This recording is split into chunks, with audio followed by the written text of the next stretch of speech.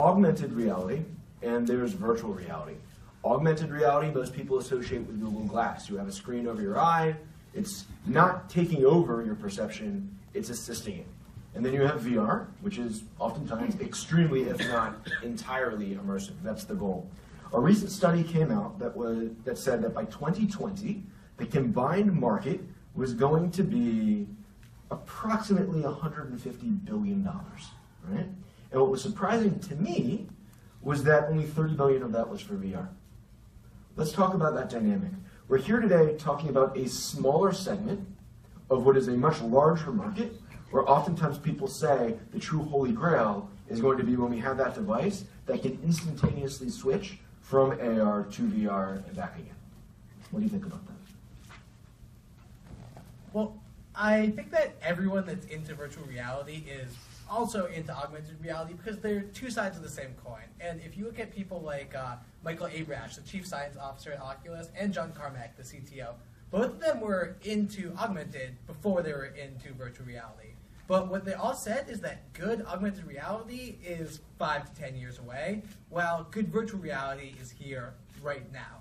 And using the same technology, you can kind of ease your way in through the side and make virtual reality technology first, and in doing that, build the baseline to build a good augmented reality system.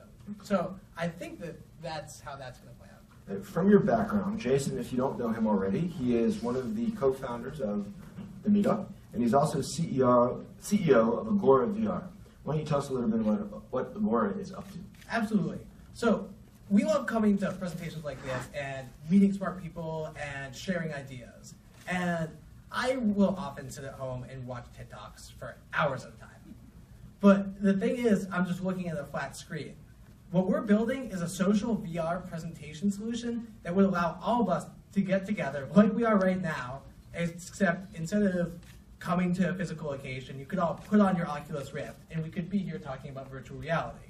But then we could shift around, and we could be on Mars, in the Coliseum, we could be anywhere. You could bring in 3D visuals and also do really cool things with like graphs and analytics to show people information in a really new way. Okay. So Chris, next down, is approaching things a little bit differently. He's the founder of Machine Elf Software. What are you guys up to? We are in the business-to-business side of VR. We're one of the few out there.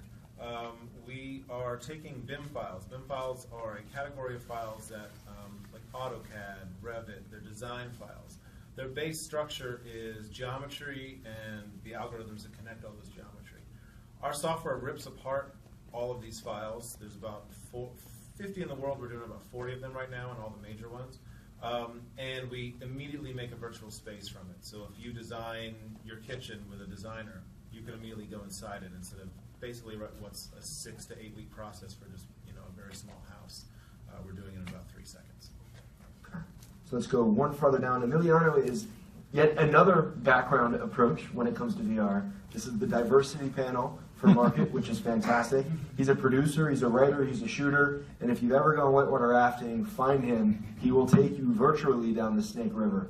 What are you up to these days? Indeed, the lowly filmmaker. Welcome to Discover. Thank you very much. So Snake River was my thesis film at American University, and it was a film shot for VR with 12 cameras stitched for 360 viewing. Since then, we've pretty much been doing the same. Second version of a super micro budget fiction film. I think that there will be possibly a third micro budget, ultra low budget film before we make We'll be it. passing a hat later for everybody. And that's where we still are. We're still, filming, trying to understand the language. Well, we really need as the first panel talked about, it just needs to come to market and get into kind of the lexicon of what everyone's experiencing. For a while it was like, oh, I have a phone, and before that it was, we're just on the internet. You need to know more people that have used this and experienced this, and the makers, we all need this feedback as well. I mean, we had a very interesting situation where we thought all designers were like very intricate beings that wanted to, like, I want the lights here and all this. They're very lazy. They don't want to do that at all. They just want to create the space and hand it in, and their work is done. So it was only in our beta process that we learned this about our user base, and we had to come up with a whole algorithm that's now lighting the space all at once, instead of relying on you to be like, I want this one here and this one here, and the sink looks this way. We have to do that all for them, and it's just little things like that we're not very far into the process yet. You know, we have to learn so much more about how everyone here wants to use it. But how much farther do we need to go? Google says that they've shipped